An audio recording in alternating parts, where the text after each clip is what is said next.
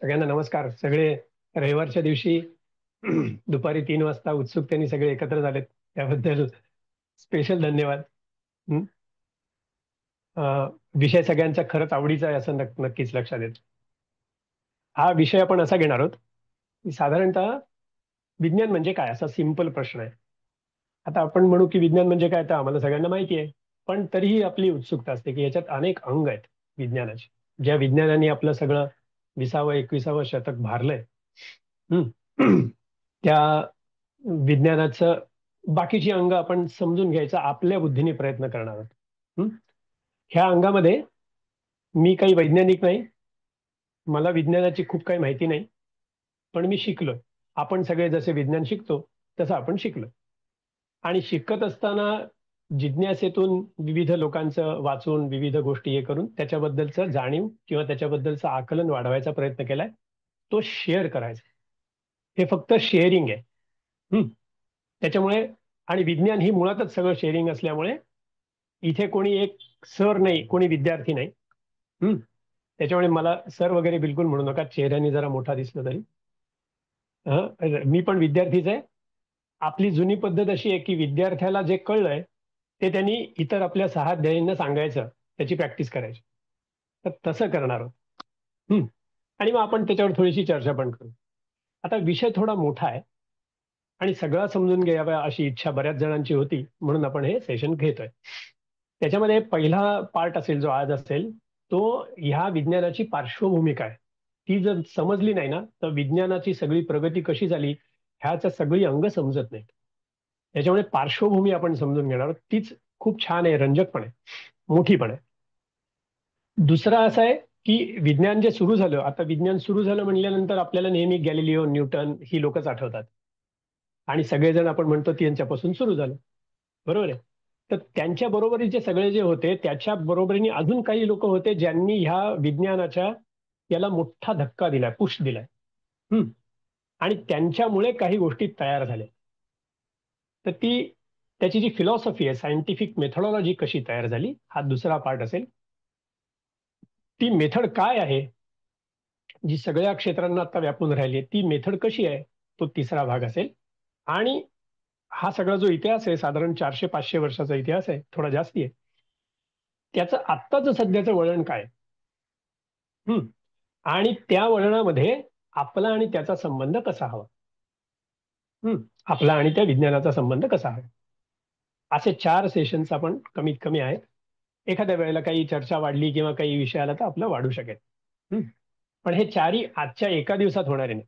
तर आपण कसं करतो, एक 40-45 मिनिटं आपला सध्याचा सगळ्यांचा या सोशल मीडिया आणि स्क्रीन टाईममुळे आपला अटेन्शन स्पॅन कमी झालाय. पण अगदीच 3 मिनिटाच्या रीलपेक्षा 40 मिनिटं ते 45 मिनिटाचा आपण हा एक सलग विचार करूया. चालेल असं. ओके. चालेल. आता ह्याच्याबद्दल जो मी किंवा माझ्या मित्रांबरोबर काही अभ्यास करत होतो, तो अभ्यास केलेला लिहून काढला आणि तो लिहून काढलेला वाचूया. वाचता वाचता मी ते एक्सप्लेन करण्याचा प्रयत्न करतो. साधारणतः सगळ्यांचा प्रश्न असा असतो, विज्ञान म्हणजे काय. हा प्रश्न अतिशय महत्वाचा आहे, पण हा विज्ञान म्हणजे काय याची व्याख्या एका वाक्यात होणं अवघड आहे. आपण व्हॉट इज सायन्स असं जर गुगलवर सर्च केलं तर त्याची एक 3-4 लाईनींची अशी एक व्याख्या आहे. पण ती व्याख्या की वाचतानाच आपल्याला जड वाटायला लागतं, कारण ती कन्सेप्च्युअल, ही एक प्रचंड मोठी संकल्पना आहे. त्यामुळे ही संकल्पना समजायची असेल, फक्त संकल्पना जरी समजायची असेल विज्ञान म्हणजे काय, तरी आपल्याला त्याची पार्श्वभूमी आणि त्याची पूर्ण मेथडॉलॉजी समजणं आवश्यक आहे. तेव्हा ती संकल्पना नीट लक्षात येईल.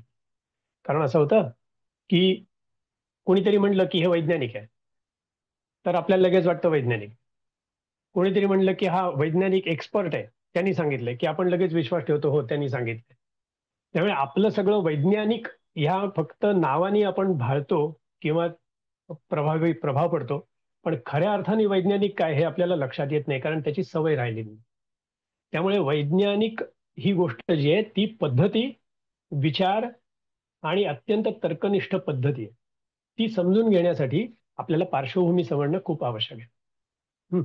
त्यामुळे हा एका वाक्यात खरं म्हणजे व्याख्या पूर्ण होत नाही, सांगता येतं, एक्सप्लेन करता येत नाही. लिहिता येईल की अमुक अमुक अमुक दॅट इज सायन्स. असं करता येईल. पण ते आपल्याला कळलं का? मला सगळं कळलं का? तर तसं आपल्याला काही समजत नाही. म्हणून आपण थोडं खोलामध्ये जाऊन बघणार आहोत. आता विज्ञान असं जेव्हा आपण म्हणतोय तेव्हा ते आधुनिक विज्ञान, normally called as modern science. आता जे विज्ञान आपल्या जगभरातल्या शाळांमधून शिकवतात, आपल्या मागची आणि त्याच्या मागची पिढीनी शिकायला सुरुवात केली.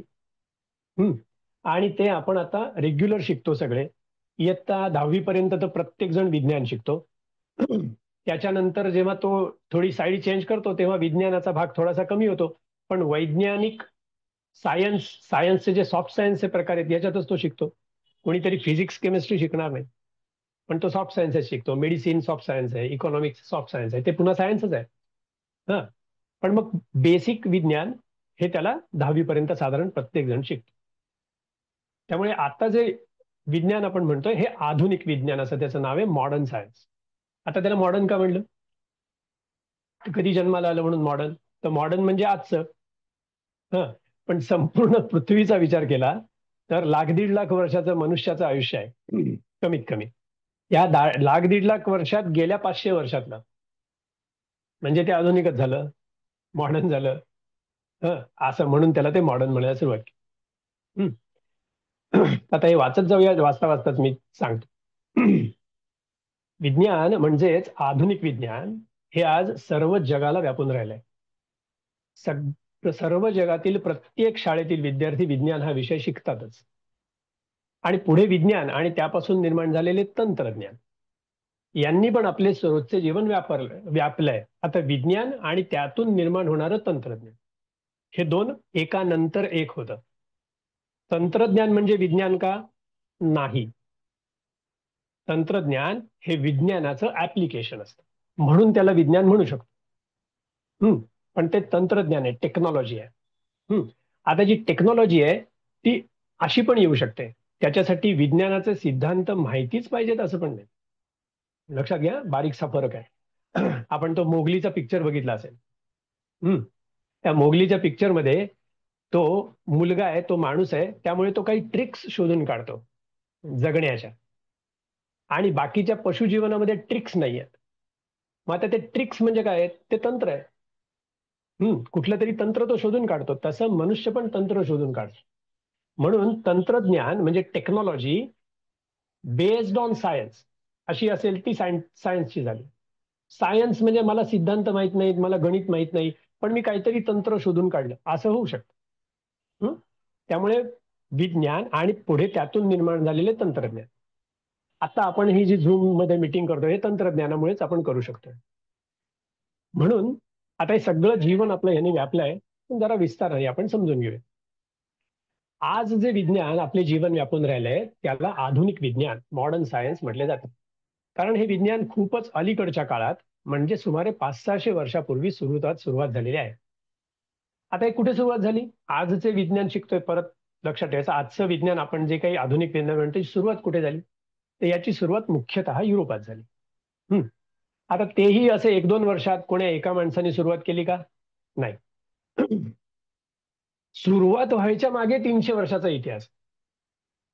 म्हणजे आपल्याला सुरुवात म्हणल्यानंतर कोण आठवतं? गॅलिलिओ न्यूटन, बरोबर आहे, कोपर्निकस, अशी माणसं आठवतात. त्यांच्या मागे 300 वर्षाचा इतिहास आहे, हे वैज्ञान सुरू व्हायच्या मागे. आणि त्यांनी अनेक लोकांनी केलेले अथक प्रयत्न आहेत. आणि म्हणून हे विज्ञान इतक्या प्रकर्षाने का वाढलं याविषयी नीट जाणून घ्यायचं असेल थोडं मागे जाऊन आपण इतिहासात डोकावूया. तर युरोपात सुरू झालं तर युरोपची पार्श्वभूमी काय होती? काय होतं ह्या 300 वर्षात, काय झालं होतं पाठीमागे? विज्ञान काय आहे? विज्ञान ही आपल्याला कोणी सांगतंय की एक विशिष्ट विचारधारा आहे, सिंपल विचारधारा आहे. खरं काय ते जाणून घ्यायची आपल्याला जिज्ञासा असते. What is the truth, what is the fact, सत्य काय त्याच्या पुढे, ते जाणून घ्यायची इच्छा आहे. आणि मग ती माणसाला स्वस्त बसू देत नाही. अगदी जन्माला आलेल्या लहान मुलापासून त्याला सतत इच्छा आहे, त्याला जे समोर दिसतंय ते समजून घ्यायचंय, त्याला जे समोर दिसतंय ते समजून घ्यायचंय. म्हणूनच आपण वाढतो, आपली बुद्धी वाढते, ती त्याच्याचमुळे वाढते सगळ्यांची. म्हणून या सृष्टीत जे जे दिसते, अनुभवायला येते, त्याचा एकमेकाशी संबंध काय हे तो पुढचा विचार करतो. म्हणून कुठल्याही थोड्याशा कडेवर बसणारं मूल असेल ना, त्याला पेन द्या हातामध्ये. त्याला पेन, सगळ्यांना पेन लागतं. पेन दिलं तर पुष्कळशी मुलं ती उघडणार, ती जिथून फिरवता येईल तिकडे फिरवणार, त्यातली ती रिफिल बाहेर काढणार. हे सगळं करतात का? कारण त्याला तो संबंध जोडायचा असतो. हे काय आहे, आतमध्ये बघायचं असतं. मग परत जोडता येतं का? त्याला जोडता येत नाही, कारण त्याच्या बुद्धीला तेवढं लक्षात येत नाही. पण हे सतत तो करतो, हे डिसेंबल करत असतो. पण एकमेकाशी संबंध काय हे त्याला शोधायचं असतं. ते आता पावसाळ्यात बघा, लहान मुलं आईचा हात धरून शाळेत जातात, तर समोर पाणी आलं ना की आई बाजून नेते, पण ते पोरग पाण्यात उडी मारतं, काहीतरी पार टाकतं त्याच्यात. का बरं? त्याला बघायचं असतं त्यांनी पाणी कसं उडतं, काय मजा येते आपल्या अंगावर उडालं. त्याला तो जो निसर्गातला जो संबंध आहे ना, तो शोधून घ्यायचा असतो, त्याच्यात मजा असते. ही जिज्ञासा जी आहे ही एकदम प्राथमिक आहे सगळ्यांना. ह्या जिज्ञासेतून प्रश्न निर्माण झाला, मला जाणून घ्यायचंय, आणि जाणून घ्यायचा शोध, यातून विज्ञान सुरू झालं. या शोधाच्या पाठीमागून विज्ञान आलं. आता गंमत काय आहे की जिज्ञासा म्हणजे माझ्या आजूबाजूचं सगळं जाणून घ्यायचं. त्याच्या पुढे ती कशी जाते? एकमेकातला संबंध काय तो समजण्यात जाते. मग एकमेकातला संबंध समजल्यानंतर सत्य काय, नेहमीचं काय, मला काही वापरता येईल का, असं पुढे जातो. एक एक एक एक त्याच्यावर आपण ऍप्लिकेशन करत जातो. आणि मग असं करत करत थोडा मोठा होतो, थोडा मोठा होतो. आणि खरं ज्ञान काय? खोटं काहीतरी सांगितलं जातं, मग ते खोटं आहे समजलं की वाईट वाटतं. नाही, मग खरं काय आहे? असं करत करत सत्य काय, असे अगदी समोरची गोष्ट काय आहे इथपासून सत्य काय आहे, एवढा मोठाच्या मोठा प्रवास बुद्धी करते. कुणाला समोरचं काय ओळखायचं असतं, कुणाला अगदी अंतिम सत्य ओळखायचं असतं. जिज्ञासा तीच. मग जसजसा तो प्रश्न तसतसा त्याचा शोध वाढत जातो. आता गंमत अशी, हे आपल्याला माहिती आहे आज आपल्याला एकदमच नेहमीच आहे, एकदम हे आहे. पण समजा असं झालं की का प्रश्न विचारायचा नाही असं सांगितलं तर? का हा प्रश्नच नाही विचार, अजिबात विचारायचा नाही. हे काम कसं होतं हे शोधून काढायचं नाही. इकडे जायचंच नाही, तिकडे जायचंच नाही, हे विचारायचंच नाही. कुणीतरी विचारलं, नाही तुम्ही म्हणता इकडे ह्या मूर्तीमध्ये देव आहे का, नाही विचारायचं असं सांगितलं तर? बघा विचार करून, आज आपल्याला जी सामान्य जिज्ञासा आहे, ती जिज्ञासेतनं जे प्रश्न येतात ते कुठलेही प्रश्न विचारायचेच नाहीत असं जर ठरवलं तर? समजा वडील असे असतील, मला विचारू नकोस, तुझं तू बघ, तर आपल्याला थोडासा मनातनं खट्टू होतो. घरातल्या सगळ्यांनी सांगितलं अजिबात विचारायचं नाही, तर आपण थोडेसे दाबले जाऊ. अरे माझी जिज्ञासा आहे, मला समजून घ्यायचं आहे. उद्या शाळेने पण सांगितलं अजिबात विचारायचं नाही प्रश्न, चालेल? आजूबाजूच्या लोकांनी सांगितलं कुठलाही प्रश्न विचारायचा नाही, चालेल? असं करत करत जे जे कोणी मोठे लोक आहेत, कोणी धर्माचे आचार्य असतील, कुणी शिक्षक असतील, कुणी पॉलिटिशियन्स असतील, कुणी प्रश्न विचारायचा नाही अजिबात, आता अशी अशी अवस्था केली तर चालेल? नाही चालणार. आज आपल्याला ते इमॅजिन करायला लागते, कारण आपण इतकं सहज आहे. पण आपल्याला आश्चर्य वाटेल, युरोपामध्ये ही अवस्था होती. युरोपामध्ये ही अवस्था होती. हं. इसवी सन साधारण 700-800 पासून 1400-1500 पर्यंत ही अवस्था होती. काय? का प्रश्न विचारायचा नाही, खरं काय ते शोधायचं नाही. ते शोधायला लागलात तर तुम्हाला बंदी. मग हे बंदी कोण घालत होते? तर युरोपामध्ये असं होतं की तिथली जी ख्रिश्चन मुख्यतः जी रिलीजन आहे, त्या रिलीजन तो ऑर्गनाइज्ड आहे. ऑर्गनाइज म्हणजे तिथे नक्की असलेले धर्माचार्य, एक एक अंतिम, त्याच्या खाली अमुक अमुक, त्याच्या खाली अमुक अमुक, असं करत करत आमच्या गावामध्ये असलेलं चर्च, त्या चर्चमध्ये असलेला बिशप, त्या बिशप बरोबर असलेला एक पादरी, असं त्यांचं संपूर्ण एक ऑर्गनाइज स्ट्रक्चर आहे. त्यांच्या रिलीजनच्या पद्धतीनुसार ज्ञान कुठून मिळेल? फक्त बायबलमधून. हं? त्यांच्या रिलीजनच्या पद्धतीनुसार ज्ञान कुठून मिळेल? फक्त बायबलमधून. दुसऱ्या कुठलंही पुस्तक ज्ञान देणारं नाही, असं त्यांची धारणा आहे. मग बायबलमधून मिळेल ते, मग ते मला कसं समजेल? ते तू चर्चमध्ये गेलास आणि त्यांनी प्रवचनात सांगितलेलं ते तू ऐकायचं. मी बायबल वाचू शकतो का? नाही. मला बायबल उपलब्ध आहे का? नाही. बायबल कुठल्या भाषेत आहे? लॅटिन. माझी भाषा कोणती? त्या युरोपामध्ये केवढे देश आहेत, त्यांच्या सगळ्या भाषा किती वेगवेगळ्या आहेत. त्या पण खूप जुन्या आहेत. त्या भाषांमध्ये बायबल मिळणार नाही, भाषांतर करायचं नाही. मग असं करत करत करत मला ज्ञान पाहिजे असेल, मला जिज्ञासा असेल, तर मला मिळणार कुठे? बायबलमध्ये. पण माझ्यापर्यंत पोहोचणार कसं? त्या बिशपच्याच पार. असंच होतं. हे काल्पनिक नाही. आपण याचा सगळा इतिहास वाचू शकतो. आता असं केल्यामुळे मगाशी मी जो प्रश्न विचारला होता, का विचारायचं नाही, शोधायचं नाही, हे जे सगळीकडून बंदी आहे, ती पूर्ण बंदी अशी 500-600 वर्ष होती. आश्चर्य वाटेल. आता असं जर असेल तर पिढ्यानपिढ्या ते प्रश्न दाबले जातात ना आतमध्ये, जिज्ञासा दाबली जाते. हं ती जिज्ञासा पुन्हा पुन्हा बाहेर येते, पण मग त्याला शिक्षा करत असत. मग हे असं कोण करत होतं? तर त्यांची जी ऑर्गनाइज रिलिजनची जी पद्धत आहे, त्याच्यामध्ये संपूर्ण अंतिम माणसापर्यंत त्यांची एक पकड असते. तुम्ही त्याच्यापेक्षा बाहेरचं करू शकत नाही. आणि त्याच्या काही शिक्षा पण आहेत. तशा शिक्षा ते देत असत. त्या शिक्षा ते राजाला पण देत असत. राजाने ऐकलं नाही म्हणजे राजाने योग्य काम केलं नाही तर शिक्षा, असं नव्हतं बरं का. राजाने आमचं ऐकलं नाही तर शिक्षा, असं होतं. त्यांनी व्हॅटिकन सिटीचं नाही ऐकलं तर त्याला शिक्षा, असं होतं. आता ह्याच्यामुळे काय होतं बघा, ह्याच्यामुळे ती जी सत्ता असते ना माणसाच्या मनावरची, बुद्धीवरची, एकूण सगळी सत्ता ही त्यांच्याकडे केंद्रित झाली. आणि त्यामुळे ते जसे फतवे काढतील तसं सगळीकडे व्हायचं. त्याला आपल्याला समजण्यासाठी धर्मसत्ता असा आपण शब्द वापरू, पण धर्म म्हटल्यानंतर भारतीय धर्म आणि बाकीचे भारताचा जो धर्म हा शब्द आहे, त्या अर्थाने बाकीचे धर्म एकही नाही. ते पंथ या अर्थाने आहेत, ते रिलिजन्स आहेत. त्याला रिलिजन म्हणायचं. त्यामुळे त्या रिलिजनच्या लोकांची एक सत्ता होती. अजूनही आहे, पण त्याचं प्रमाण खूप कमी झालंय. तर ती जी सत्ता आहे, ती सत्ता खूप प्रचंड होती. मग आता पुढचं मी वाचतो की का हा प्रश्न विज्ञान निर्माण करतो. त्या प्रश्नाचे समाधानकारक, बुद्धीला पटणारे उत्तर मिळाले नाही तर माणूस स्वस्थ बसत नाही. कार्यकारण संबंध शोधून काढणे हा माणसाचा मूलभूत स्वभाव आहे.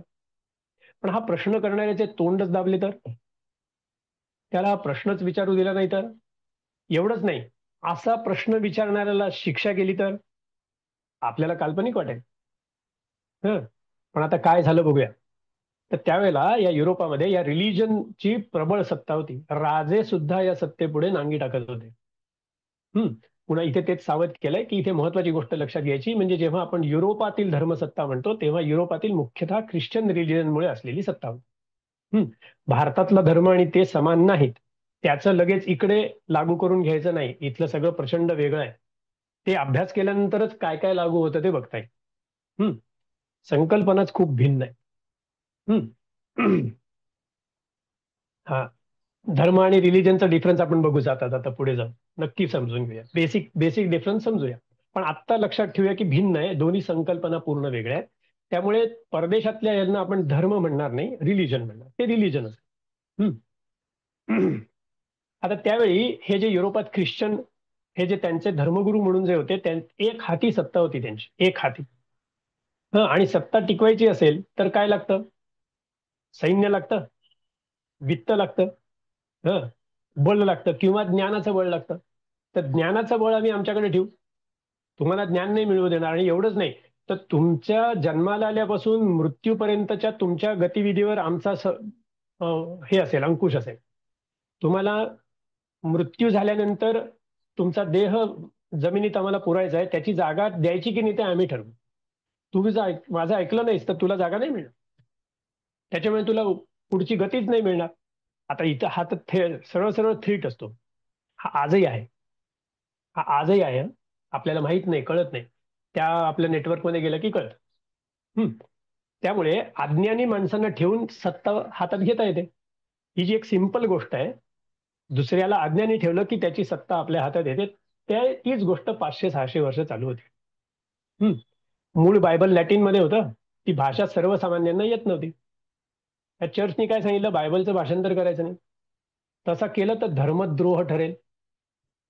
बायबलवर तुमचा पूर्ण विश्वास पाहिजे. आता बायबलवर विश्वास म्हणजे काय? तो धर्मगुरू सांगेल त्याच्यावर विश्वास. मग त्याला प्रतिप्रश्न विचारायचा का? नाही, त्याला प्रतिप्रश्न विचारायचा नाही.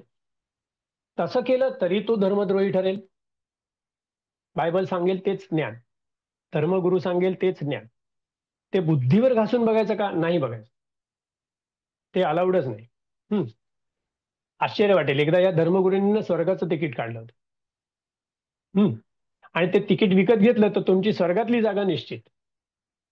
फार मोठ्या प्रमाणावर झालं होतं बरं का, एखाद्या ठिकाणी कोपऱ्यातल्या गावात नाही, फार मोठ्या प्रमाणावर होतं स्वर्गाचं तिकीट. हम्म. लाखो लोकांनी तिकीट विकत घेतली होती. हम्म. अशा बुद्धिहीन गोष्टी सामान्य जनता जगू लागली. हम्म. आता एक दोन वर्ष नाही, शेकडो वर्ष अशा बुद्धिहीन गोष्टींचे पालन करत पण अत्यंत कडक निर्बंधात ही सत्ता जगत जगत सगळे लोक जगत होते. आता इतकं झाल्यानंतर इथले जे धर्मगुरू आहेत त्यांच्यामध्ये गुरमी आली. सत्ता आली की गुरमी येते. हम्म. ती गुरमी आपोआप आली, विलासीपणा आला, अनियंत्रित सत्ता आली.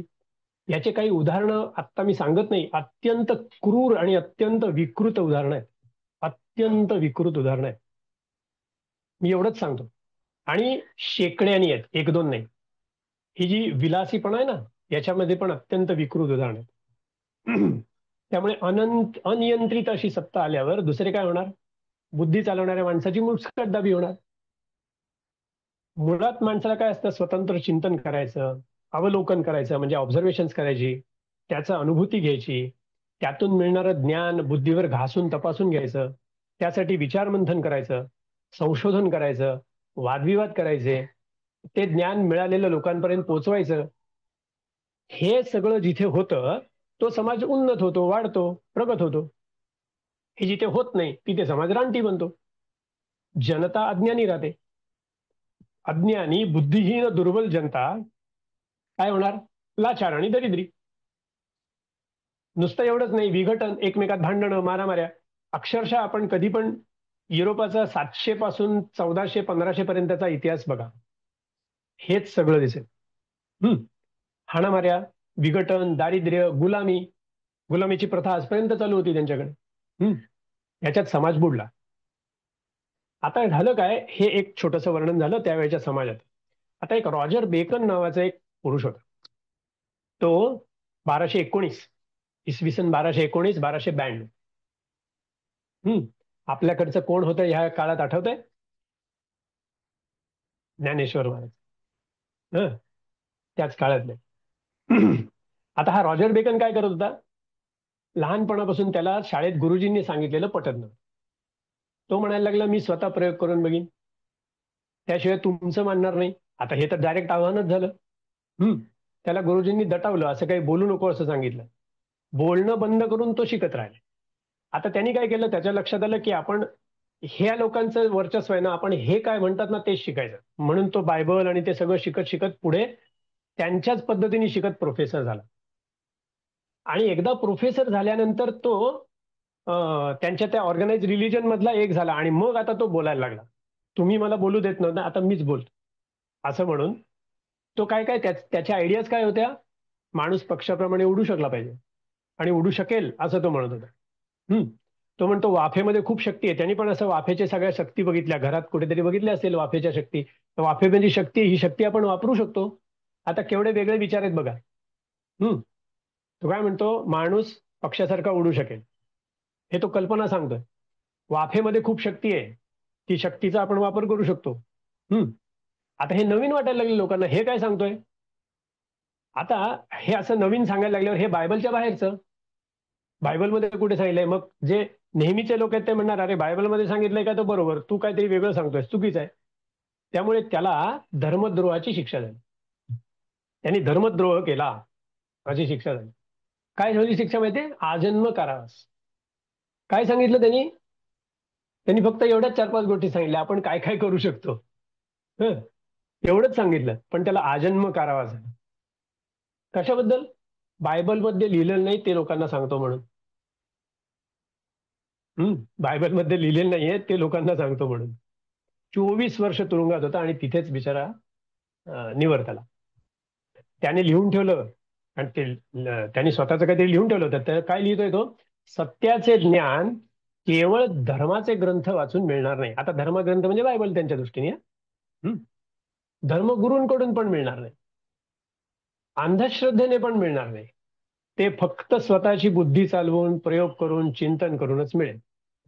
आता हे एकदम तिखट विचार आहे. त्या दृष्टी त्यांच्या हे बघितलं तर, पण ते त्यांनी लिहून ठेवलं.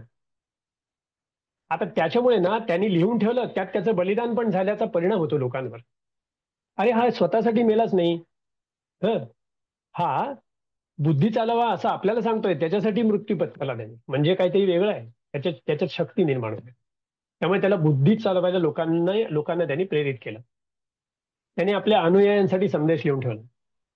स्वतंत्रपणे संशोधन करण्याच्या मानवाच्या हक्कासाठी मी आत्मबलिदान करत आहे.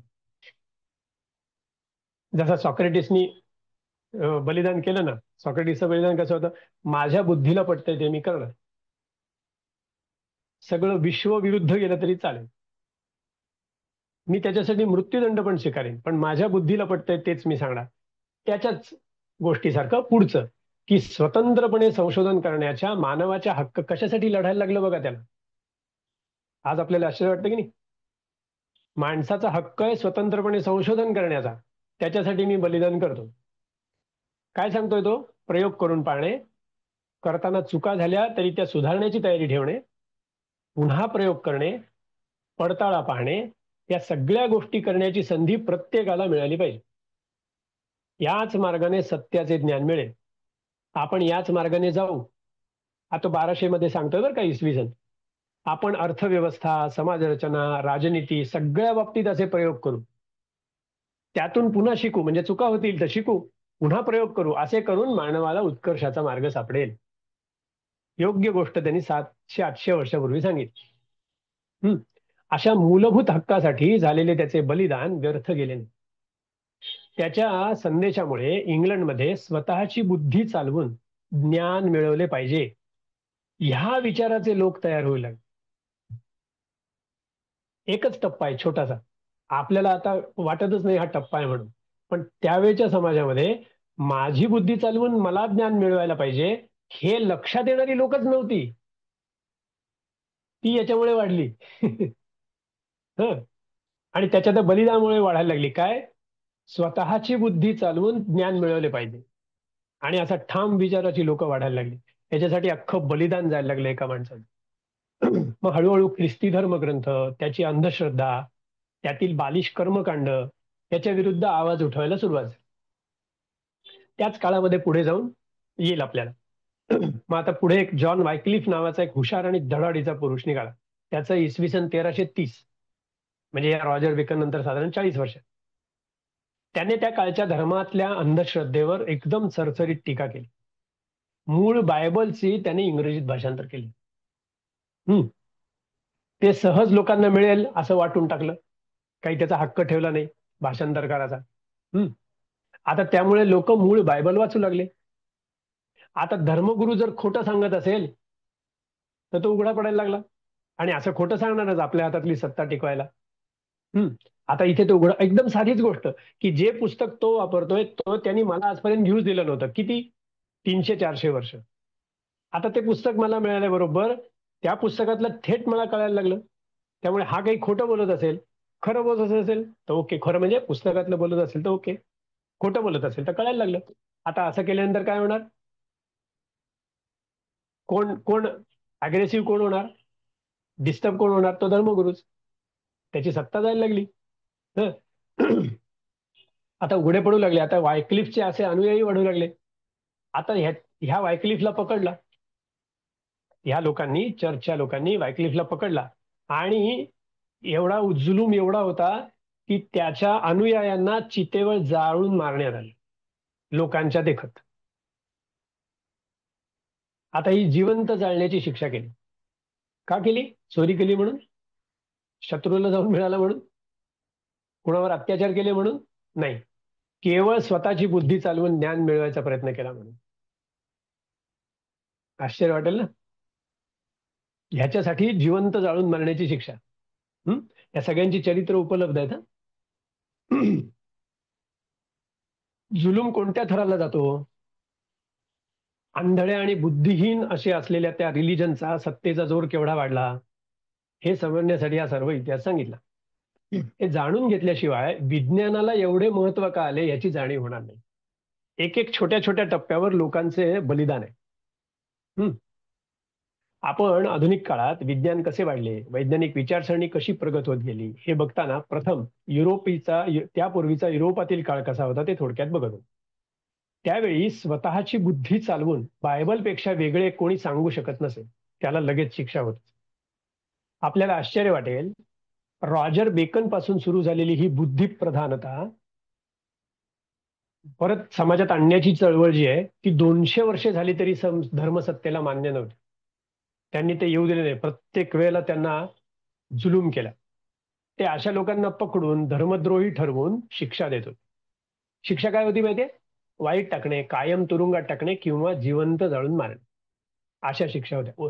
पूर्ण आयुष्यातनं उठवायचा, अशा शिक्षा येत्या. कशासाठी? स्वतः ज्ञान मिळवतोय म्हणून. एवढी एकच गोष्ट, स्वतःची बुद्धी चालून ज्ञान मिळवायचा प्रयत्न करतोय म्हणून. हा, केवढं जबरदस्त जुलूम आहे हा, खरं म्हणजे.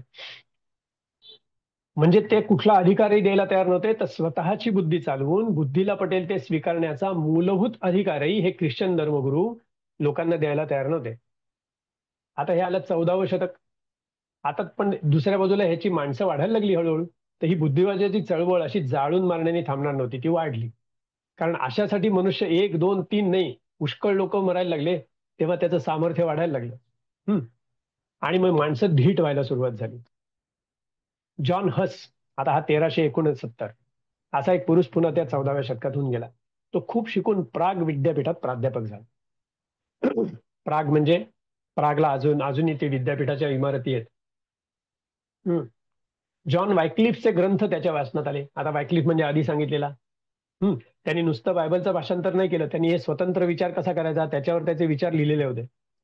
त्याला ते विचार पटले. प्रस्थापित अंधश्रद्धा, धर्मगुरूंचं विलासी जीवन, त्यांचा धनलोभ, त्यांची पापकृत्ये यांवर टीका करायला लागला. कारण तेच वाढलं होतं त्यांच्यामध्ये. मग लगेच या धर्मगुरूंनी त्याला अंधार कोठडीत रवाना करून त्याचे अत्यंत हाल केले. त्या न्यायासनावरील धर्माचार्यांनी त्याला न्यायासनावर धर्माचार्य होते त्यांच्या पद्धतीने. तू पोपचा अधिकार मारत नाहीस, मग तू कोणाच्या अधिकाराने तुझे प्रतिपादन करतोस? प्रश्न बघा काय आहे. तू पोपचा अधिकार मानला पाहिजे सगळ्यांनी, तू त्यांचा अधिकार मानत नाहीस, मग तू कोणाच्या अधिकाराने करतोस? तो म्हणला, मी माझ्या फक्त विवेक बुद्धीच्या आधाराने सांगतो, माझी बुद्धी. मग धर्माचार्यांनी विचारले, पण शेकडो पंडित लोक सांगत आहेत की तुझी मते असत्य आहेत, मग सर्व धर्मगुरूंपेक्षा तू जास्त शहाणा झालास असं तुला वाटतंय का? असेच प्रश्न आजही विचारतात ना. आजही विचारतात लोक. तुझे म्हणणं असं आहे काय की तू जास्त शहाणा आहे? तो हस म्हणाला, माझी निष्ठा परमेश्वरावर आहे आणि माझ्या स्वतःच्या विवेक बुद्धीवर आहे. शेकडो नव्हे, लक्षावधी धर्माचार्य जरी विरुद्ध बोलू लागले तरी माझ्या स्वतःच्या विवेकाची साक्ष मला जास्त वंदनीय आहे. I will follow that. ताकद लागते. जिवंत जाळून मारणार आहेत किंवा तुरुंगात टाकणार आहेत आणि समोर हे गोष्ट सांगायची. परिणाम माहिती आहे त्याला, कारण आजूबाजूला तसंच झालंय 100-150 वर्ष. आता इथे शंकराचार्य आठवतात. प्रत्यक्ष तसं नव्हतं घडलं, पण शंकराचार्यांना बुद्धीचं त्यांचं जे आविष्कार आहे, आपल्याकडे हे असं कधी झालं नाही बरं. शंकराचार्य म्हणतात ना, वेदांनी सांगितलं तेच खरं असं मी नाही म्हणणार, असं शंकराचार्य सुद्धा म्हणतात. ते म्हणतात, मला सांगितलं जर हा अग्नी थंड आहे असं वेदांनी सांगितलं तर मी नाही म्हणणार, आणि त्याच्यात वेदांना काही प्रॉब्लेम नाही आणि धर्मगुरूंना काही प्रॉब्लेम नाही. आपल्याकडे हा प्रॉब्लेम कधीच नाही आला, पण आपल्याकडे बुद्धी एकदम स्ट्रेट आहे. माझ्या बुद्धीला पटेल ते मी करणार. पण तिथेच त्या युरोपामध्ये हे परिस्थिती वेगळी होती. तर ह्या जॉन हसला जिवंत जाळण्याची शिक्षा झाली. अग्नीच्या ज्वाळा वर चढू लागला तो, सगळ्या त्यावेळेला तो तसा इथे त्या अग्नीच्या ज्वाळांमध्ये बसलाय. काय हिंमत असेल बघा, पळून नाही गेला. आपण स्वतः त्याची इमॅजिन केलं, लक्षात येईल की तो बघणाऱ्या तिथून ज्वाळांमध्ये बसून तो सगळ्यांना बोलतोय, शोक करू नका, त्या माझ्या ज्वाळा शरीराला जाळतील पण सत्याला नाही जाळणार. त्याच्यात त्यांचं सामर्थ्य नाहीये. केवढा परिणाम झाला असेल लोकांवर.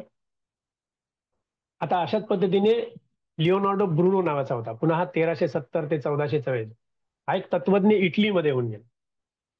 तो बाहेर बायबलच्या बाहेर ते सांगतो म्हणून त्याला व्हॅटिकन इन्क्विजिशनने पकडलं, त्याला 7 वर्ष तुरुंगात ठेवलं. पण त्यांनी आपली मते शेवटपर्यंत बदलली नाहीत, त्यालाही रोम मध्ये जिवंतपणे जाळलं. 15व्या शतकात आता आपण 1219 पासून सुरू केलं. 15व्या शतकामध्ये फ्रान्सिस बेकन असाच एक दुसरा धीट विद्वान निर्माण झाला, 1561. हा बेकन हाही लहानपणापासून स्वतःची बुद्धी चालवून जे पटेल तेच स्वीकारणार आहोत. त्यावेळी शाळेमध्ये अरिस्टॉटलचे ग्रंथ शिकवले जात. अरिस्टॉटलची पद्धत फ्रान्सिसला पटत नसे. शिकून मोठा झाल्यावर तो सांगू लागला की आज जे आपल्याला शिकवले जाते ते भूतकाळातलं आहे. त्याच्या कसोट्या बघा, ते भूतकाळातलं आहे. आज त्यातील बऱ्याचशा गोष्टी लागू होत नाही, त्यातील पद्धती चुकीच्या आहेत. मग आपल्याला आपले दूषित पूर्वग्रह सोडून पुन्हा मुळापासून ज्ञान मिळवणं सुरू करायला हवं. आपण कशाला ते दूषित पकडायचं. त्यावेळच्या पद्धती आणि सिद्धांतांचा अभ्यास करून त्यांनी सांगितलं की हे जे सिद्धांत तयार केले आहेत आपल्याला जे शाळेत शिकवतात, म्हणजे हे 1500 मधलं, ते आपल्या इंद्रियांपासून जी माहिती मिळते त्याचा आधार घेऊन केले. प्लेटो आणि अरिस्टॉटलचं जे तत्वज्ञान आहे ते ऐंद्रिय ऐंद्रिय पातळीवरच आहे. म्हणजे इंद्रियांच्या मार्फत जे ज्ञान मिळतं त्याच्या ऑब्झर्वेशन्सवरनं त्यांनी काही सिद्धांत मांडले. हा म्हणतो की ते त्यांचा आधार घेऊन तयार केलेत, पण माझं निरीक्षण वेगळं आहे म्हणतो. माझं निरीक्षण असं आहे की आपल्या इंद्रियांपासून जी माहिती मिळते ती सदोष असते. आवर सेन्सेस डिसिव्ह. इंद्रियांपासून जी माहिती मिळते ती सदोष असते, ती सगळीच्या सगळी खरी नसते. मग त्याच्यावर विसंबून सिद्धांत कसा तयार करायचा. चुकीचं जर मिळालं तर सिद्धांत चुकेल. ते धोकादायक आहे. म्हणून आपल्याला जे विज्ञान म्हणून शिकवलं जातं ते अशा सदोष गोष्टींवर अवलंबून आहे. त्यावेळेला त्यांच्याकडे अरिस्टॉटलचे ग्रंथ सायन्स म्हणूनच शिकवले जायचे. कारण सायन्स हा शब्द आहे हा काही त्यावेळेचा नाही आहे. सायन्स हा सायन्शिया नावाचा मूळचा लॅटिन शब्द आहे, त्याच्यातून आलाय. तो खूप खूप जुना आहे. आणि सायन्शिया म्हणजे ज्ञान मिळणं, ज्ञानप्राप्ती. त्याच्यातून सायन्स हा शब्द आला पुढे. आणि तो हा सायन्स हा शब्द आपल्याला जे सायन्स म्हणून शिकवतात ते त्या सिद्धांतावर अवलंबून आहेत. ते खरे नाहीत, पूर्ण नाही आहेत. ते आपण पुन्हा नीट केले पाहिजे. मानवी मनामध्ये चुकीच्या कल्पना, चुकीच्या प्रतिमा, दूषित पूर्वग्रह आणि विकृत दृष्टिकोन असतात. हे त्याचं ऑब्झर्वेशन आहे. किती बेसिक आहे बघा. त्याचं ऑब्झर्वेशन काय की माणसाच्या मनामध्ये चुकीच्या कल्पना असतात, रॉंग नोशन्स. आपल्या मनामध्ये रॉंग नोशन्स असतात. आता रॉंग नोशनचं एक छोटंसं उदाहरण सांगतो. आपल्याला असं म्हटलं की 1000 वर्षापूर्वीचं काहीतरी एक आहे, ते प्रगत का अप्रगत, तर आपण काय म्हणू. 1000 वर्षापूर्वीच आहे ते प्रगत का अप्रगत, आपण काय म्हणू, अप्रगत. असंच म्हणू ना. आता अप्रगत का म्हणू, आपल्या डोक्यामध्ये एक नोशन आहे की जे जुनं ते अप्रगत. हे कोणी ठरवलं. आपल्या डोक्यात फिक्स बसलंय काय, जितकं जुनं ते अप्रगत. पण हे ठरवलं कोणी. मी ठरवलं नाही. कुणीतरी माझ्या डोक्यात टाकलं, बरोबर ना. कशावरून खरं असा उलटा प्रश्न विचारता येतो की नाही. जे जुनं ते अप्रगत कशावरून, का नसेल प्रगत. मग मग यायला लागतं प्रगतीची व्याख्या करा. असं यायला लागतं की नाही, प्रगतीची व्याख्या करा आणि मग बघा. म्हणजे फक्त काळ हे प्रगतीची व्याख्या नाही होत, बरोबर की नाही. फक्त काळ ही प्रगतीची व्याख्या नाही, ही रॉंग नोशन. चुकीच्या कल्पना. हे जे तो जो सांगतो ना फ्रान्सिस बेकन, ही रॉंग नोशन की काळात जुनं म्हणजे अप्रगत, ही रॉंग नोशन आहे. ती विज्ञान ठेवत नाही, वैज्ञानिक प्रक्रियेमध्ये तसं ठरत नाही. हा म्हणतो की अशा चुकीच्या कल्पना असतात, चुकीच्या प्रतिमा, इमेजेस चुकीच्या असतात, विकृत दृष्टिकोन असतात. एकच गोष्ट दुसरा स्वच्छ मनाने बघतो, दुसरा विकृत मनाने बघतो. असं सगळं जर आपण केलं तर आपण शास्त्र कसं काय काढणार त्याच्यातून. मूलभूत प्रश्न होता त्याचा. मग ह्यापासून मनाला मुक्त करायला पाहिजे असं म्हणतो तो. आपलं मन पहिलं मुक्त करायला पाहिजे, मग संशोधन करायला पाहिजे. लक्षात येते ही प्रक्रिया कुठे आली बघा. त्या रॉजर बेकनच्या वेळेला माझ्या बुद्धीला जे पटतंय तो मी विचार करू का नको इतक्या बारीक पातळीवर होतो, छोट्या. आता इथे कुठे आलं, मनाला विकृत कल्पनांपासून मुक्त केलं पाहिजे. हे सगळं याला 300-400 वर्ष लागली. मोठं फक्त विचाराने. बरं, बाकी त्यांच्या बाकीच्या जगण्यात काही जास्त फरक नाही पडलेला. आणि तोपर्यंत विज्ञान वाढलेलं नाही, तंत्रज्ञान जास्त आलेलं नाही. त्यांच्या त्यांचे जे काही चरितार्थाच्या पद्धती चालू असतील, शेती आणि इतर व्यवसाय, ते तसे चालू आहेत, त्यांची जीवनं तशीच चालू आहेत. पण केवळ विचारांनी ते इथपर्यंत आले. हम्म. आता ह्या माणसाला तो अज्ञानी म्हणतो, की तुझ्या आपल्या मनामध्ये विकृत कल्पना आहेत, चुकीच्या कल्पना आहेत, विकृत विचार आहेत, विकृत दृष्टिकोन आहेत, त्याच्यामुळे आम्ही अज्ञान आहोत. त्याला सांगतो, तुझ्या मनावर ज्यांचा पगडा बसलाय ती सगळी मते झाडून टाक, धुवून टाक, स्वच्छ कर, आणि मग निसर्गाकडे बघ आणि निसर्गाचा अभ्यास कर. निसर्गाचा अभ्यास करण्यासाठी 300-300, 400-400 वर्ष लोकांनी बलिदान घडायला लागलं. केवळ निसर्गाचा अभ्यास स्वच्छ मनाने कर एवढंच सांगायचंय. पण ते सुद्धा धर्मगुरूंनी सांगू दिलं नाही. किती दाबलेला असेल समाज, वैचारिक दृष्ट्या, मानसिक दृष्ट्या. आता हे सगळं बघा कसं टप्प्याटप्प्याने एक एक एक एक गोष्टीला अनेक लोकांची बलिदानं गेली. अशा रीतीने जॉन मायक्लिफ, ब्रुनो, हस, फ्रान्सिस बेकन यांनी काय निर्माण केलं? अनुभवनिष्ठ, बुद्धिप्रधान आणि वैज्ञानिक अशा विचारसरणीचा आग्रह धरला. ही विचारसरणीच्या आग्रहामध्ये अशी त्यांची 200-300 वर्ष गेली. आणि म्हणून युरोपामध्ये बुद्धीला प्रमाण मानून ज्ञान मिळवण्याची जी आस असते माणसाची, सगळ्यांची असते, ती शेकडो वर्ष दाबून ठेवली होती. ती ह्या लोकांच्या बलिदानामुळे मोकळी झाली. कुठे कुठे गेली? त्या सगळ्या युरोपामध्ये, इंग्लंड, फ्रान्स, इटली, जर्मनी या सगळ्या ठिकाणून अशी माणसं निघाली. बरं, त्याच्याच मध्ये मगाशी म्हटलं तसं एक मार्टिन ल्युथर किंग होता. त्यांनी त्या बायबलचं भाषांतर जर्मनमध्ये केलं, सर्वात पहिलं त्यांनी केलं. मग त्या वायक्लिफनी इंग्लिशमध्ये केलं. अशी ती सगळी ह्या 3-4 देशांमधून खूप लोक अशी निर्माण व्हायला लागली. आणि मग त्यांच्या अशा चर्चा सुरू झाल्या की ज्ञान म्हणजे काय, खरं ज्ञान कशाला म्हणायचं. एक आता फ्रान्सिस बेकनच सांगतोय की इंद्रियांनी होणारं ज्ञान पूर्ण नाही. मग इंद्रियांनी होणारं ज्ञान पूर्ण नसेल तर मी ज्ञान कशाला म्हणू? बरं, ज्ञान मिळवण्याचा माझा मार्ग कोणता? अशा कोणत्या मार्गाने मिळवलं की त्याला मी ज्ञान म्हणता येईल, नॉलेज याला कशाला म्हणायचं?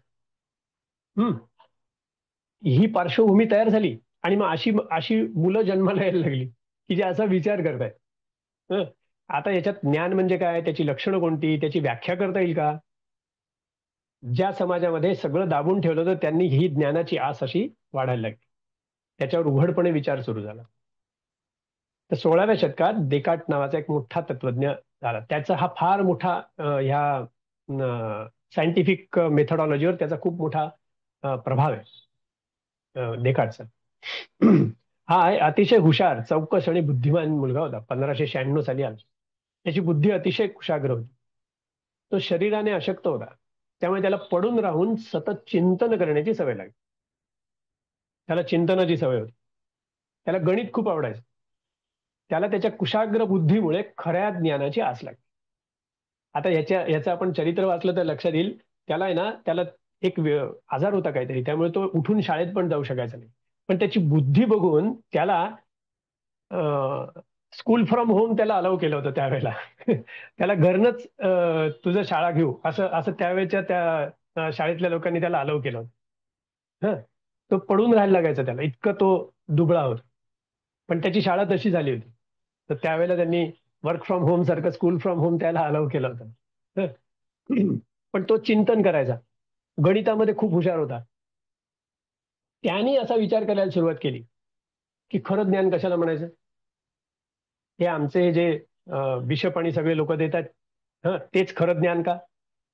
त्यांचं पण एकमेकात बोलणं सारखं नाहीये. ते कशावरून? बरं, आम्हाला शाळेत शिकवतात ते प्लेटो आणि अरिस्टॉटल, त्यांचे युक्तिवाद वाचले तरी ते एकमेकाला विसंगत आहेत. प्लेटो जे म्हणतो ते अरिस्टॉटल म्हणत नाही, अरिस्टॉटल म्हणतो ते प्लेटोने वेगळंच सांगितलंय. त्याच्यामुळे त्याच्यावर कसा विश्वास ठेवायचा? युक्तिवाद वाचले तरी ते म्हणजे खरे ज्ञान किंवा विज्ञान असं पण म्हणता येत नाही. आता तो काय विचार करतो की आमची विचार करायची दिशा जर चुकीची असेल तर कितीही प्रामाणिक, हुशार आणि उत्साही असलो तरी त्याला नेमकं सापडणारच नाही. बरोबर ना? ते एक उदाहरण देतात ना की आपण जिथे आहोत तिथे खाली काहीतरी पडली सुई, पण तिथे उजेड नाहीये. मग तो गुळा बाहेर बाहेर दिवा होता, त्या दिव्यात ती सुई शोधायला लागली. तो इथे का शोधतोय? म्हणतो इथे उजेड आहे. अरे पण हरवली तिथे, तर त्याला मिळेल का? त्याला कधीच मिळणार नाही. तसं आमची विचाराची दिशाच चुकली तर सत्य कसं मिळेल? सगळंच गडबड होईल. हम्म. बरं, दुसरं त्याचे किती बेसिक विचार आहेत बघा. हम्म. आपल्याला नेमकं सत्य सापडेल असं नाही, त्याची हमी देता येत नाही. मग इतरांची मते समजून घेणे म्हणजे विज्ञान का?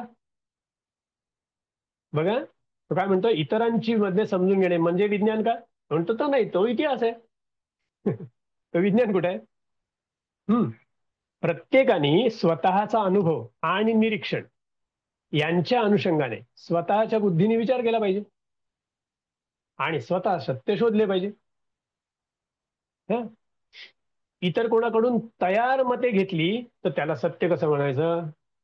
आता तो आडवा पडून विचार करतोय आणि तो सांगतोय. हम्म. इतर लोकांकडून जर आपण तयार मतं घेतली तर त्याला सत्य कसं म्हणता येईल? हम्म. मग जर मी माझ्या बुद्धी चालवून माझ्या अनुभवाने विशिष्ट विचार करत गेलो तरच निश्चित ज्ञान मिळेल. मग आता त्यांनी गंमत अशी केली, आपलं एक हा एवढा त्यांनी त्यांनी कशी सुरुवात केली हे सांगून थांबूया, मग नंतर पुढे बघूया. सुरुवात कशी केली त्यांनी? ज्ञान म्हणायचं कशाला? तो विचार करतो की एक गोष्ट माणूस ए नी सांगितली, एक गोष्ट माणूस बी नी सांगितली, दोघांच्या गोष्टीत फरक असेल तर मग जे आहे ते दोघांचं ज्ञान कसं म्हणायचं? मी दोघांचं वेगवेगळं आहे. एक गोष्ट काल सत्य होती आज नाही, तर त्याला ज्ञान म्हणायचं का? ती माहिती होईल. ती माहिती झाली ना, काल चांगली होती आज लागू नाही, ठीक आहे, माहिती झाली, ज्ञान कसं म्हणायचं त्याला? हम्म. बरोबर. किंवा एका एकाचा एकाचा व्यक्ती वेगळी झाली आणि ज्ञान वेगळं वेगळं झालं तर त्याला ज्ञान म्हणता येणार नाही. काळ वेगळा झाला, आत्ता भूतकाळातलं आहे आणि भविष्य काळातलं आहे आणि वर्तमान काळातलं आहे असं वेगवेगळं आहे, तर चालेल का? नाही, त्याला मी नाही ज्ञान म्हणणार. जे सारखं बदलतंय त्याला मी ज्ञान कसं म्हणू? ज्ञान म्हणजे सत्य, म्हणजे जे बदललं नाही पाहिजे. त्याच्यामुळे व्यक्ती निरपेक्ष झालं पाहिजे. Irrespective of who says it. It should be irrespective of who says it. कोण म्हणतो त्याच्याशी संबंध नाही, नसला पाहिजे. बरोबर आहे? ही वैज्ञानिक विचारसरणी आहे. कोण म्हणतो त्याच्याशी संबंध नाही. माझ्या बुद्धीला पटतंय का? एक. बरं, दुसरं, काल म्हणलेलं बरोबर होतं पण आज म्हणलेलं बरोबर नाही, असं नाही, ते नाही चालणार. जे काळानुसार बदलतं त्याला मी ज्ञान नाही म्हणणार.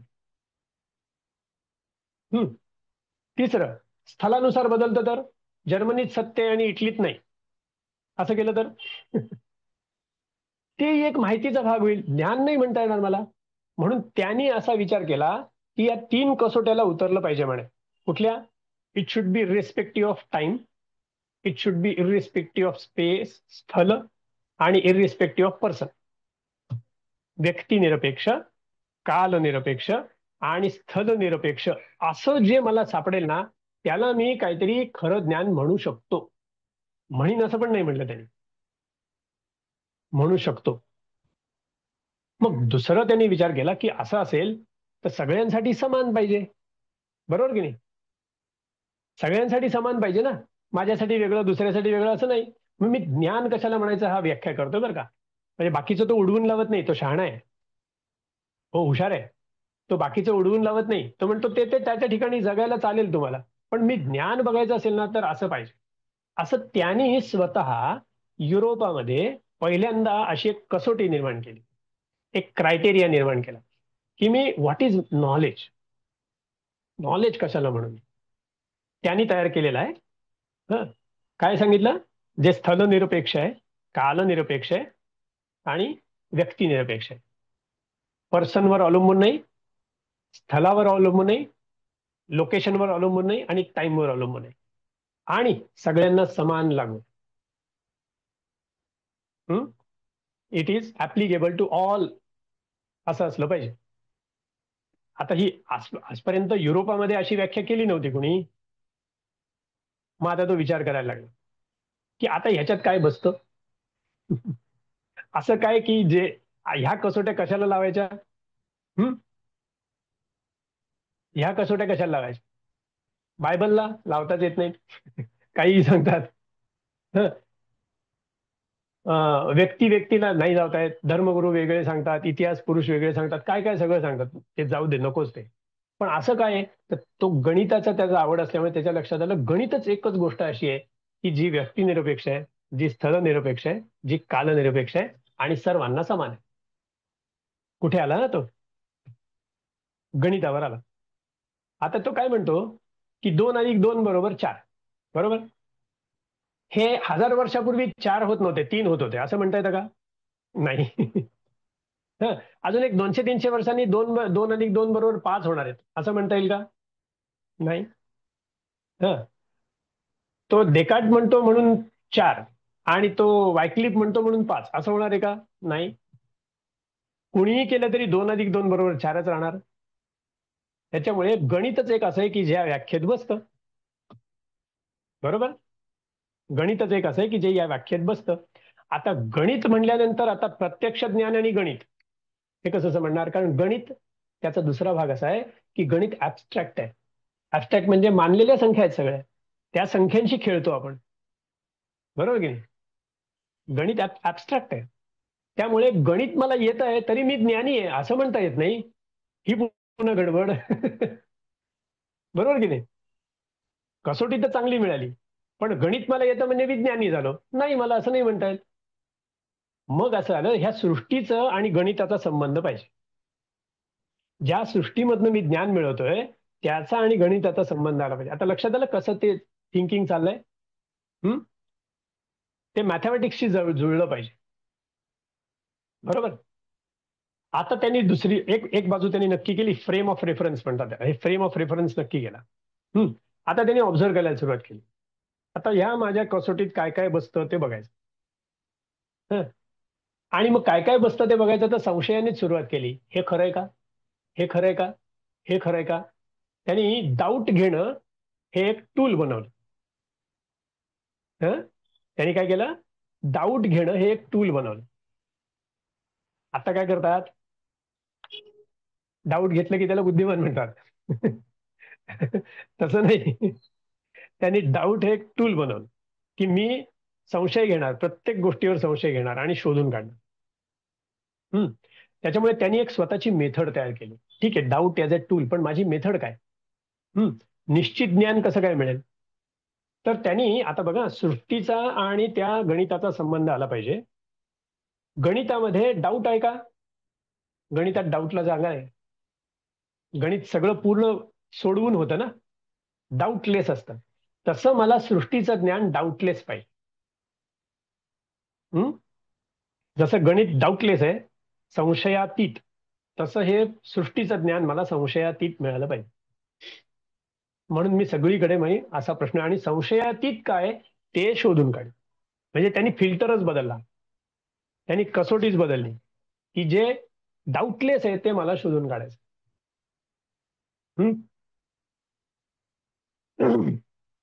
असं निश्चित ज्ञान, डाऊटलेस झालं की ते सर्टन झालं. बरोबर? Which is doubtless that is certain. Certain म्हणजे निश्चित. म्हणून सर्टनटी असलेलं ज्ञान पाहिजे, असं त्यांनी, हे मोठा प्रक्रिया आहे बरं. त्याच्या या व्याख्यानमध्ये सुद्धा नंतर काही काही बदल झाले, पण ते एक मोठा प्रक्रिया आहे, ते गोइंग उन्नत होणारी गोष्ट आहे. त्यामुळे एखाद्याने असा विचार केला तर त्याचं निराकरण करता येतं गणितातल्या डाऊटचं. गणित पायरी पायरीनं सोडवता येतं, ते बुद्धीला पटत जातं आणि मग निश्चित निष्कर्ष काढता येतो. मग गणितावर कुणीही संशय समजा घेतला तर त्याचं निराकरण करता येतं, कारण ते सगळ्यांना समान लागू आहे. त्याच्यासाठी कुठला ग्रंथ लागतो का? नाही लागत. त्यासाठी कुणाच्या पोपची साक्ष काढायला लागते का? नाही लागत. स्वतःच्याच ताकदीने ते डाऊटलेस होऊ शकतं, संशयातीत होऊ शकतं. म्हणजे ज्याच्यावर संशय घेतला तरी संशयाचे पूर्ण निराकरण करता येईल आणि निश्चित असा संशयातीत निष्कर्ष निघेल. If you doubt it, it can be resolved, and after it resolved it is doubtless. इथपर्यंत जर आलं तर त्याला ज्ञान म्हणू. बघा तो चिंतन काय करतोय. नशीब त्यावेळेला सोशल मीडिया नव्हता, नाही तर बिचाऱ्याने आपल्याला काही दिलं नसतं. त्याच्यावर रील बघत बसला असता. ते त्यांनी काय काय विचार केला एवढा मोठा, एकदम एकदम बेसिक थॉट आहे, बेसिक थिंकिंग आहे. त्याच्या भाग्याने असा विचार करायची सवय समाजात थोडी थोडी लागली होती, आणि त्यामुळे किती लोकांना पकडायचं आणि मारायचं असं म्हणून ते तिकडचे जे पोप आणि पादरी लोक होते ते थोडेसे सौम्य झाले. ते तर ह्यालाही पकडून मारला. हम्म. पण तो इथपर्यंत गेला. हम्म. त्यामुळे संशयाचं निराकरण करता येईल आणि पक्का निष्कर्ष काढता येईल ते ज्ञान. आता असं शोधायचं कसं? बघा केवढी मोठी प्रक्रिया आहे. माझी बुद्धी मला चालवता आली पाहिजे, इथून सुरुवात झाली. आणि कशाला ज्ञान म्हणायचं याची एक ऍटलिस्ट एक फिक्स्ड फ्रेम त्यांनी तयार केली. फार छान फ्रेम आहे. हम्म. ही चौकट तयार केली आणि आता तो विचार करायला की आता ह्या चौकटीतलं ज्ञान मला शोधायचं, काय मी मेथड वापरू? म्हणून ते नेक्स्ट स्टेपला गेला, मेथड शोधून काढूया. हम्म. तो नेक्स्ट स्टेपला गेला की मेथड शोधून काढू, की मी अशी मेथड लावीन की माझं मला याच्यातनं ज्ञान मिळायला सुरुवात होईल. कसं ज्ञान? संशयातीत. आता संशयातीत होणं हा जर निष्कर्ष असेल, ह तर संशय घेणं ही स्टार्ट झाला, आहे की नाही? संशयातीत होणं म्हणजे ज्ञान, तर संशय घेणं हा स्टार्ट झाला. मग घे संशय प्रत्येकावर. अशी ती मेथड सुरू झाली. ही ही एक स्पेसिफिक थॉट प्रोसेस आहे, खूप चांगली आहे, तर्कनिष्ठ आहे. हम्म. टाइमपास नाहीये. तो असा तर्कनिष्ठ सुरू झाला. आता असं करत त्यांनी जी मेथड सुरू केली ना ती फार सुंदर आहे, मस्त मेथड. ती बघण्यासारखी आहे, ऐकण्यासारखी आहे. पण आता 4 वाजले, थांबूया. 1 तास झाला. याच्या पुढचं जे आहे त्यांनी काय शोधून काढलं, त्याचा परिणाम सायंटिफिक मेथडॉलॉजीवर कसा झाला, ती सायंटिफिक मेथड नावाची मेथड कशी तयार झाली, ती आपण नेक्स्ट टाइमला बघूया. चालेल? हम्म. इथे थांबूया. हम्म.